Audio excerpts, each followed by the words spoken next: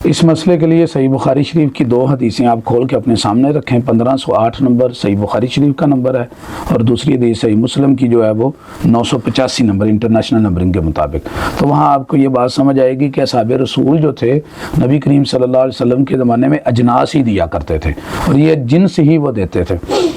پھر جب معاویہ رضی اللہ تعالیٰ عنہ آئے اور شام سے آئی گندم،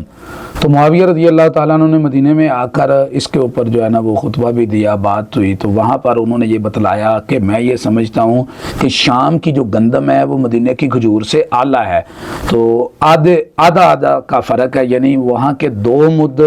جو ہے گندم، یہاں کی 4 مد کھجور کے برابر ہے۔ تو گویا اس میں جو علت انہوں نے لی وہ تھی قیمت اور ویلیو کو انہوں نے معیار بنایا، تو صحابہ رضوان اللہ علیہم اجمعین نے اس کو لے لیا اور قیمت اور ویلیو کو جو ہے نا وہ معیار بنا لیا۔